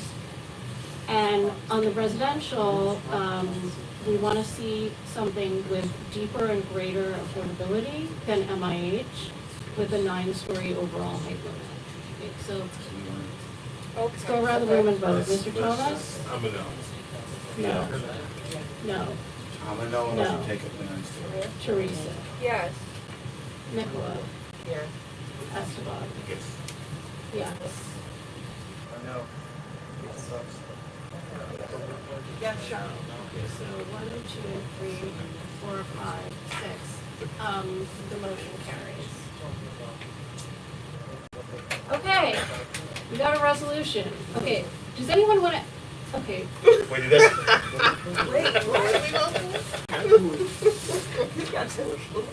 Okay. So just to be clear, the motion is that we support CA2 across the lots, Yeah. and that we want to keep her more affordable and with a 9-story cap. Yes. Come back whenever's fine. Of course. Who's starting? Because it's home. Okay. All right, that was really great. Everyone. This is not what we wanted. Let's start now.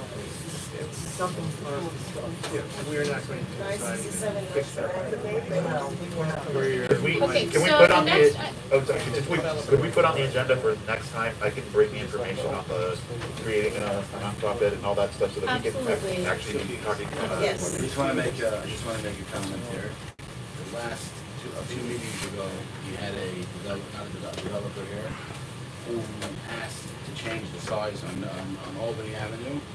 And the resolution was put forward to the board, there was language there, was not included at this meeting.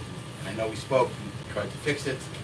I'm just requesting two things. I'm requesting that you send the motion out to the committee for comments before it's sent out, so that's number one. Number two is making a request that when you send your emails going forward, especially when you put critical information, you do it in a way where we can comment and respond. Some of that information I didn't agree was accurate, and I had no way to respond to the committee. And we're coming in, everybody here has biased opinions because we've been sending emails for the last 6 months, and nobody responds to the committee. When I send an email when I chaired public safety for 43 years, or environment, I CC'd people, and people were able to respond. So unless anybody objects to being CC'd, does anybody here object to being CC'd? Could we just do a Google group? That's so much easier because then all of us can. Yeah. Whatever it is, WhatsApp, Google, let's just do it like that. A Google group or? I'll do that. Yeah. All right, great. Yeah, you'll be able to see everybody's comment. In one document. So we'll do that going forward. So the next item on the agenda, Mr. Cohen has been waiting extremely patiently to present on his development. What's the address again? It's 967 Nostrand. So if you could take maybe 5 minutes to talk about what you're doing there, and then we'll take community questions and concerns about your development and about anything else. Okay, thank you so much, You want to come everyone. up? My name is Carl Cohen. Come up I'm so the we owner can. of Next door. 967 Nostrand Avenue. I have here with me my representative who's going to be talking about what we are planning to do and to invite the community to understand exactly what we are about. So please welcome Reverend Brothers. This is next to the So, old association. sorry, can you also put a time frame of discussion, please? I've asked him to 5 minutes ago. Yeah, that's fine. This is just, good afternoon, good evening to everyone. It's an honor to be here. This is my second time attending the meeting with this community board. This is a picture of New York City. listening to the lively conversation. Feel somewhat at a disadvantage. We are coming from a developer standpoint in terms of what we're trying to do. Essentially, going through a ULURP upzoning process of 967 Nostrand Avenue. Some of the considerations for a developer is when you try to do deeply affordable, there has to be a balance of how it gets paid. One of the things that we're proposing to bring to this project is the absence of public funding. We don't want to go through HPD because going through HPD and the public subsidy process pushes your timeline out between 5 to 10 years, as was said previously by the chair. What we are proposing is a model with 40% affordable housing. Of that 40% affordable housing, about 90 to 96 units will be affordable, which will be about 6 stories, which will be about 94,000 square feet. Of that, what we think is unique about our design is that we have heard the concerns of the community around the size of units.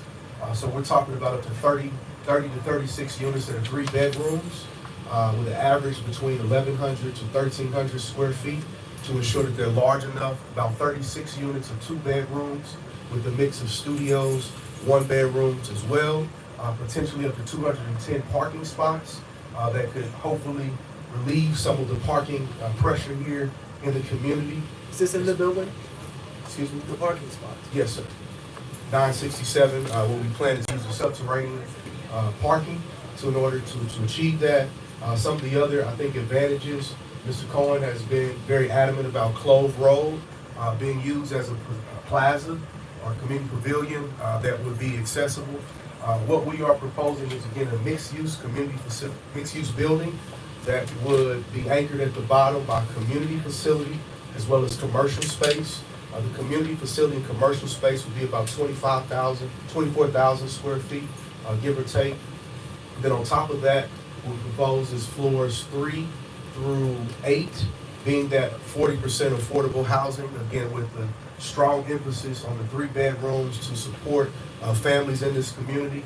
And then the top floors will be condos, which is going to help us subsidize the affordable housing units. So I know I don't have a lot of time, but just want to introduce it. I did have some pictures of some renderings and models, but I know I want to respect you all's time. We'll come back again. We want to get the conversation started about what we can do to be a partner in this community. My name is, again, Reginald Lee Backus, undergrad in electrical engineering from HBCU, Prairie View University in Texas. I have a Yale Divinity degree for my theological training, and then Hofstra Law School. I have 2 other partners with me, Reverend Joseph Holland, who's an elder at Bethel Gospel Assembly in Harlem. He has been a developer. We've developed 2 projects so far. And our third partner is Reverend Kali Sibutu. He's a pastor of Emmanuel AME Church in Harlem. He's a Wall Street guy, Series 7, Series 63. Reverend Holland is a former commissioner of housing under Governor Pataki, as well as a Harvard law degree trained lawyer. So that's our team. We're looking forward to partnering with Mr. Cohen, having further conversations. I did have visuals, but again, want to respect your time and certainly open to any questions of what we can How many number of units you said? We're proposing 235 total, about 235 units, with about 40% of those being affordable, which would be 90 to 96. Obviously, I've been on both sides of this, fighting developments. Now we're trying to build. We primarily focus on faith-based development, so I'm sensitive to community needs. We didn't want to come here telling you exactly what we wanted to do. We wanted to kind of take the room and take the temperature of the room to see what the interests, what the concerns were. There'll be a lot of amenities for the community. We think it'll be a great contribution. How many condos? How many condos are you looking at? Floors, what's the height? Well, it depends on what you have an appetite for. For it to really pencil out for us to not have to go through HPD, to not go through the subsidy, to bring the 3 bedrooms, we're looking at potentially up to 30 stories. But this is the difference, though. The top would be slim, so it wouldn't be the protruding, bulky buildings. You would still have clear line of sight. It wouldn't cast a large shadow. We've done a lot of environmental research on this. As of right, we could build about 75,000 luxury condos. We're just not worried about what we're trying to build and cooperate with the community, understanding what the needs and concerns are. There are some financial demands on the property and on the site that force us to do some things. So what we're trying to do is find a middle ground that I think meets as many people's needs. Nobody's going to be 100% happy or satisfied But we are trying to put forth a model, and we try to listen to the concerns of the community. What's the start, when are you guys starting to do this? When is the start? When are you breaking ground? Well, we have to go through the ULURP process first if we do the rezoning. What height, what zone do you want, you asking for 30? Well, it depends on. 30 floors is it's a lot, it's a big building for this community. Yeah, total about 250,000 square feet. There's a couple different ways we can do it, but in terms of our numbers being able to work to offer the level of affordability that we think you want, as well as the 3 bedrooms and the 2 bedrooms, that's kind of the number that we're trying to work out. So just want to start the initial conversation, see what the concerns were. We have a model potentially for 21 stories, 30 stories. I can't speak specifically to that right now. We want to kind of look at how the city of Yes has kind of shifted some of that, what our options are. So just want to come talk preliminary about what our vision is right now. Well, you currently have an R7 zoning, right? Yeah, How currently large it's is your- R7. How large is your site? 15,735 square feet. So under the city of Yes, you would be able to go up to 75,000 square feet, right? Of which, I guess 15,000 square feet would have to, or 25% would have to be affordable under city of Yes. Is that something that you're willing to do? We try to do 40%. With our rezone, as well as utilize the fresh markets to put a grocery store and also. Okay, but I'm a little bit confused. You're doing floors 3 through 8, that's 5 floors of affordable, but you're talking about up to 30 floors of condos, so it sounds like 5 floors of affordable and 25 floors of market rate. No, what we included in the 30s is going to be 4 subterranean, so above ground it would be about 26 stories. Okay. It would be floors 3 through 9, so it should be a total of 6 floors of affordable housing, which is how I got to those numbers. Okay, so 6 floors of affordable and 20 floors of. Well, actually 18 floors, because the bottom 2 would be the community facility. So basically, you're doing 25% of the building as affordable, but under City of Yes, you would have, if you're using that UAP bonus, you would have a height cap of 12 stories. We found some potential workarounds to help us go a little bit. Creative development. Yeah, particularly like fresh markets, community facility.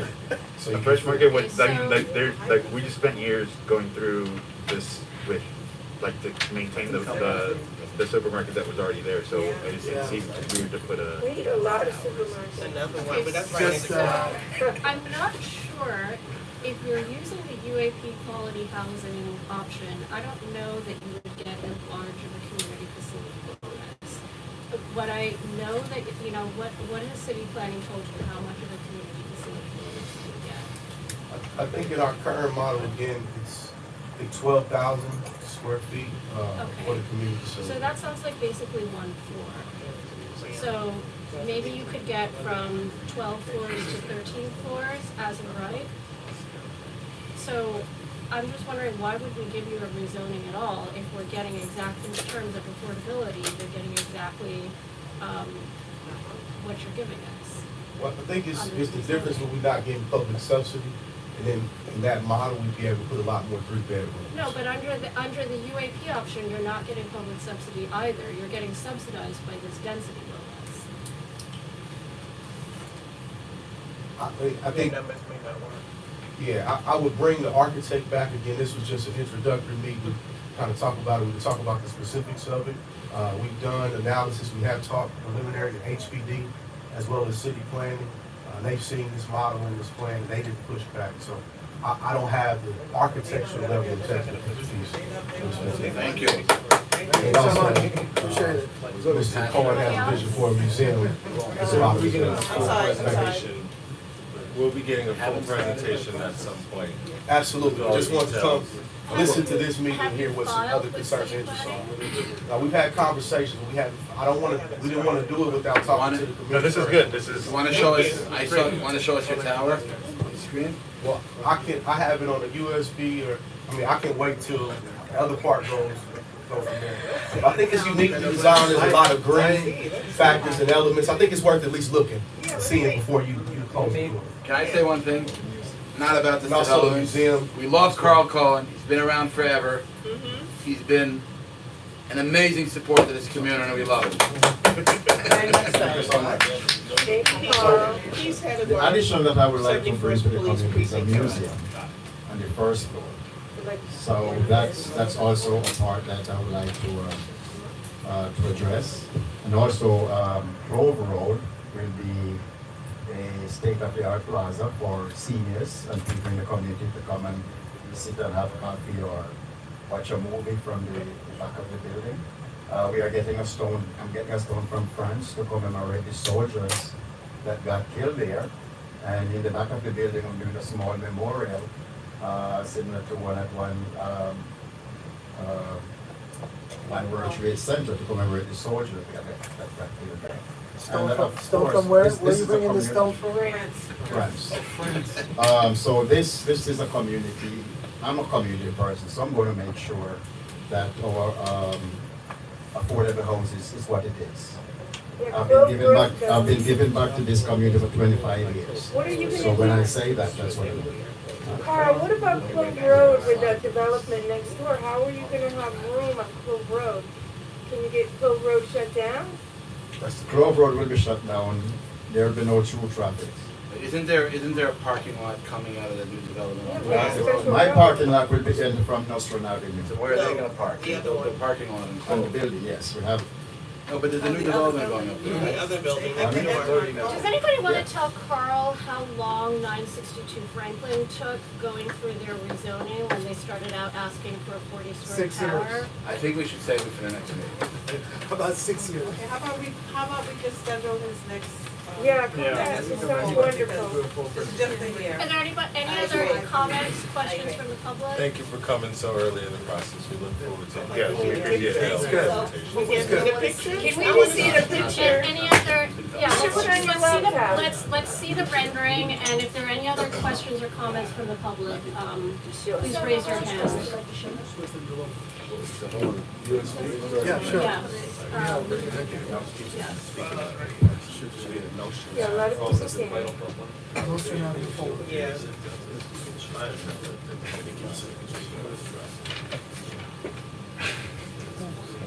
All right, let's just take a picture and go, let's move on.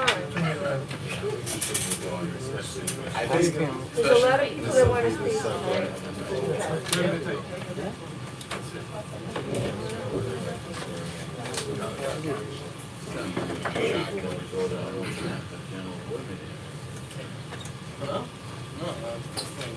Jay. Is there a co-chair? Is there a co-chair that can even, Cynthia, do we have a co, do you have a co-chair yet? Teresa, when we're done with this, wasn't the voting on the vice chair? All right, sorry. Vice chair vote.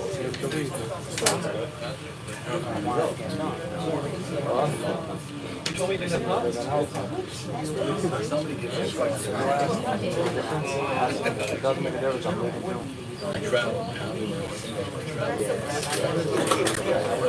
Really? Really? What made you decide to travel over there?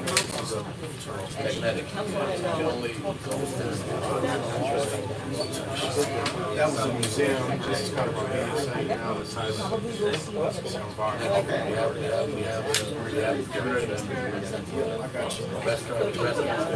Okay, so there we go, everybody, that would be the building. Oh, that's good. Really? And we'll be in North. Okay, that's good. Oh, Dubai, is this the Dubai? Yeah, they reserved. Dubai Hotel? That's where it says they're getting parking from. This is kind of third and eighth floors I mentioned. We're in the units. Oh, and by the way, you know that there is a requirement that affordable be placed throughout 75%. Confused for a second. You can't restrict it. I'll do it 35. Well, let me see, Gotta work on that. Why were you living in Vietnam?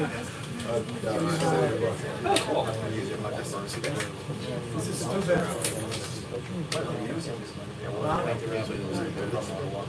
a pretty low scene.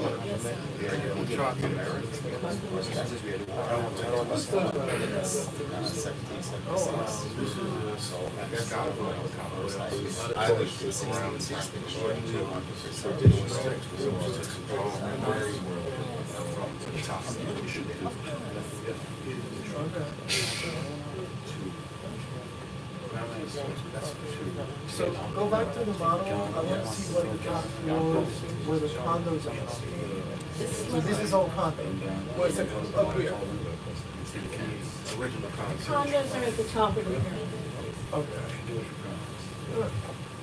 But by the way, you know that that's not, if we're doing affordable housing under any kind of MIH, that's not legal. You have to have the housing be affordable throughout 75%.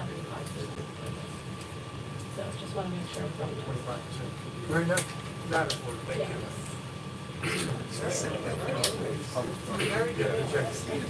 So there we go, folks. Any last questions or comments before we move on?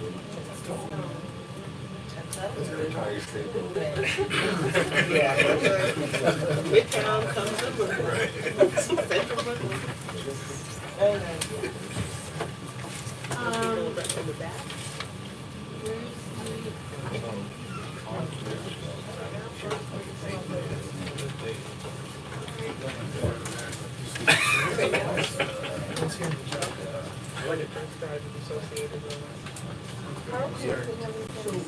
It's 9 o'clock.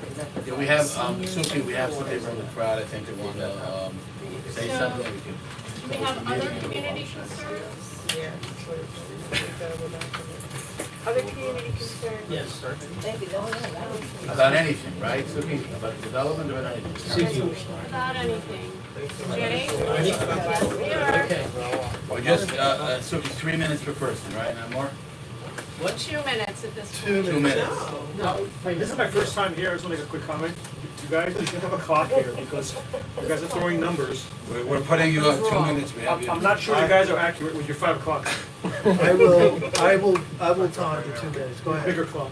Okay, first of all, I would request more than 2 minutes. I traveled here from Fine, Long 3. Island. Okay, Fine. this is Jay He's has got 3. by 3 minutes. Jay has 3 minutes. Okay. He gets all. Thank you. All right, everybody be quiet. We're giving Jay 3 So minutes. my first question is, Suki, I sent out, last month, there's an issue, what I'm talking about is Vital Brooklyn.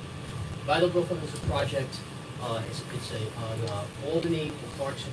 Speak into the microphone. Vital Brooklyn is a project, it's a massive project of 1,090 units, residential units, no parking, around 80,000 commercial square feet, no parking, a supermarket, 8,000 square feet, 15 spots, and a massive amount also of a disproportionate amount of homeless that's coming into the neighborhood.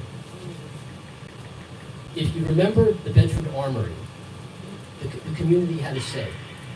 It was New York State land, and they gave it to New York City Economic Development Corp.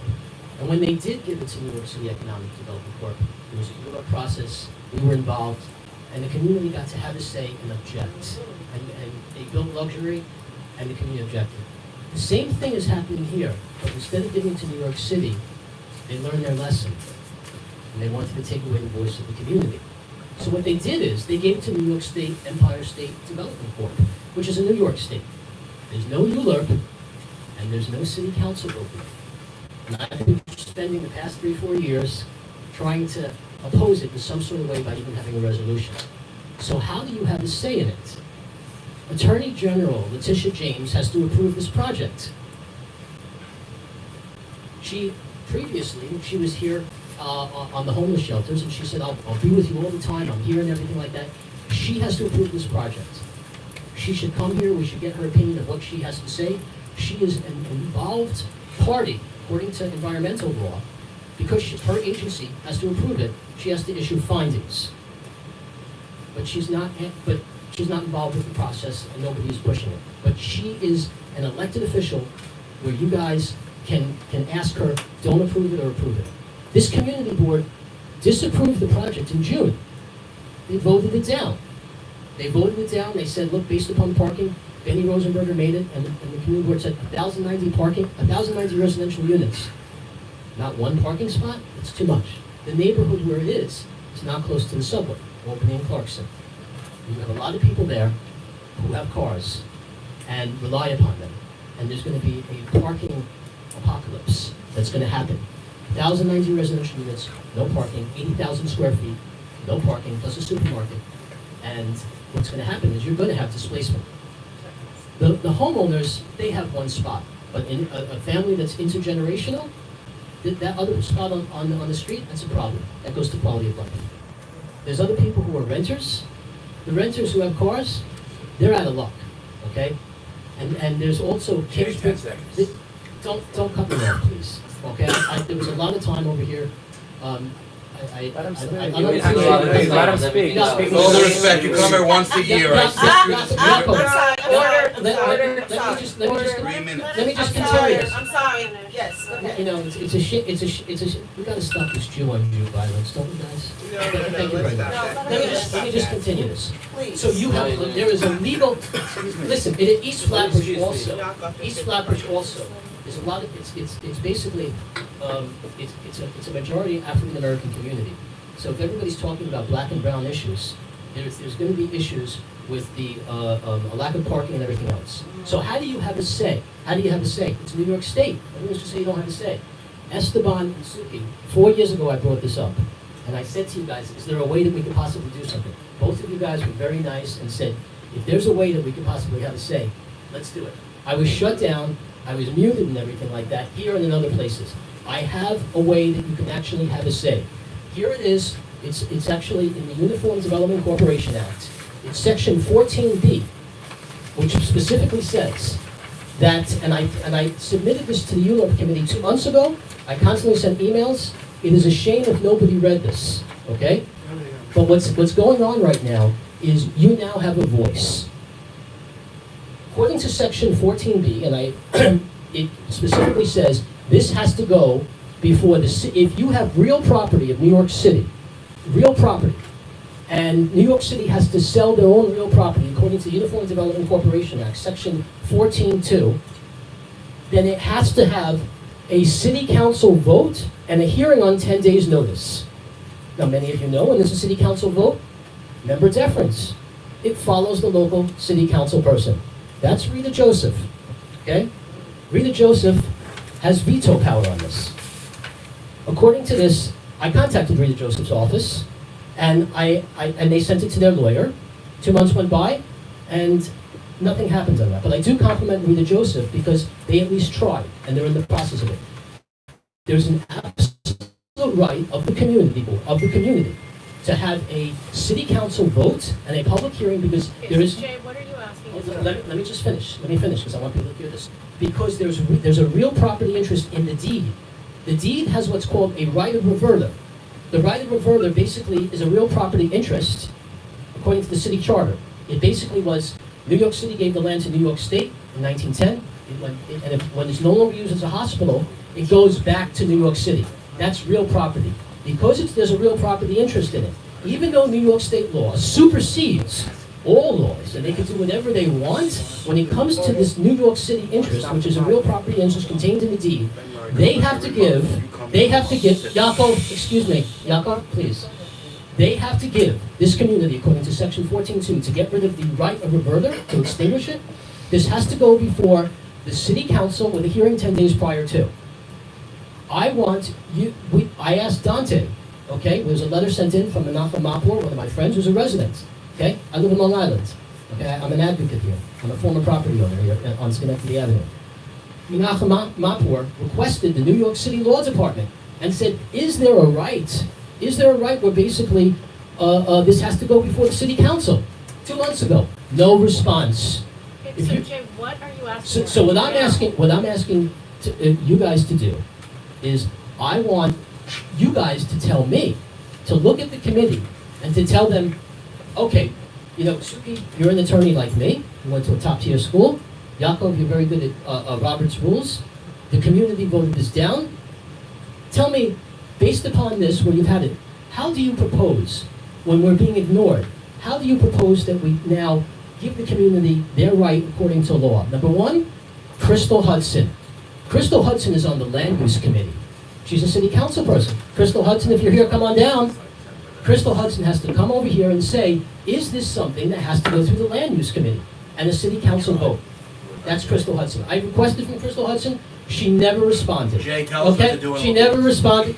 I have the floor, Jakob. You don't have the floor. Jakob, listen. You had the floor. Jakob, please. No, the rules are the rules. Jakob, I'm in the middle of speaking. It's been 8 minutes. What's, I'm sorry, I have a family at home and I left them to come and I leave them 3 times a month. And you also left a voicemail saying that this is a bunch of crap. It is a bunch of crap. It is a bunch of crap. You're doing a great job for the Jewish community, okay? Let him make an ass. Okay, so here's my ask. You have to try to wrap up. Here's my ask. I'm wrapping up. Here's my ask. I would like this ULURP committee to start sending out written letters to Rita Joseph, to City Council Crystal Hudson, specifically asking, does this community, based upon the right of reverter and where it's extinguished, do they have a right that this has to go through the City Council? I'd like you guys to ask New York State Empire State Development, how are you going to extinguish the right of reverter? Because here's what's going to happen.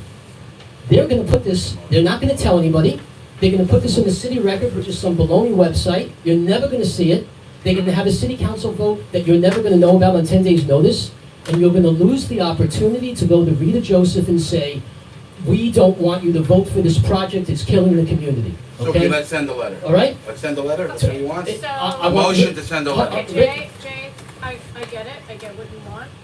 And also the law department, and I want Letitia James also to give her opinion on this. I also want a complaint, because that should be submitted, because the original meetings were all on Saturdays, are discriminated against all the public meetings. Okay, there should be a complaint from the community board on discrimination. All the public meetings that Diana Richardson had were on Saturdays. That discriminates against Cheryl, who observes Saturday, and all the Jews in the community. There should be a complaint on that also. Cheryl, do you want to make the motion or do you want me to make it? Make a motion, but you make it properly, yeah. All right, so I make a motion for the committee to send a letter to the following parties: Councilmember Crystal Hudson, Councilmember Rita Joseph, Attorney General Letitia James, the New York City Law Department, and the New York State Economic Development Commission to ask the following questions. Does the community, via the City Council, have the right to vote on extinguishing the right of reverter in the sale of the Kingsborough Psychiatric land to New York State? Extinguishing the right of reverter. Extinguishing the right of reverter. Extinguishing the right of reverter. On the Kingsborough Psychiatric's Vital Brooklyn site, and how will you extinguish this right of reverter? Right, and I'd like New York State to come in here and explain this also. And we are seeking, Also the 10-day notice. we are inviting Attorney General Letitia James to attend a ULURP committee meeting, and we are also asking that any public meetings on this subject not be held on a Saturday. And I'd like this to be an agenda item, so next month, when they all ignore it, because they're gonna ignore this, we send another letter out, and then another letter out, and so when it why don't stops, we we go to say- the Department of so why don't we Investigation, say- and we say we want to see why nobody's responding to me in 3 So months. I don't know about Department of Investigation, but why don't we say that we will send a monthly follow-up letter? On the agenda. For the office to send a monthly follow-up. And can this be an agenda item, where we could say what's been going on? Well, we could absolutely, and we carry it. we have a committee update section, so I will have that be, someone take care of that. And if during there's any the vote, update that the section. committee should be notified in the due process with enough time to respond. You're saying a city council vote? If they're gonna have a 10-day vote that you guys don't know about, we don't know about, it's on a Saturday. It's not, it's Well, now, it's not, that's- it's not in that. That would be it, that would be in a public notice, and it is the office's responsibility to inform us of any of these public We're past that hearings stage. that pertain to We're it. not So, past it. do I have a second Didn't for happen. this? I- Cheryl, second, okay, Can we bring let's it do a back to roll that call stage? vote, Joshua, yes, Yes. yes, Yes. no, Yes. Yes. Yes, yes. Yes to the big smiley face. Yes. Yes. Yes. I just want to say to all everybody here, there's an application out for the community board. You're all welcome to join and become active members. If you all care about the neighborhood, I will send you all links. I'll send it to Jay. Jay can share it with everybody. You're all welcome to join the community board. And we'd We like should one have of done it your. in the beginning, then we would have said yes. What? Join as well. I'd like a couple Jewish women to join. We have 2 Jewish women. And we need 2 more. Are we done? Are we free? There's no one on this.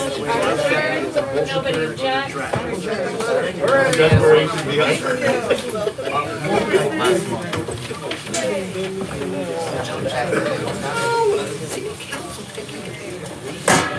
Like going to,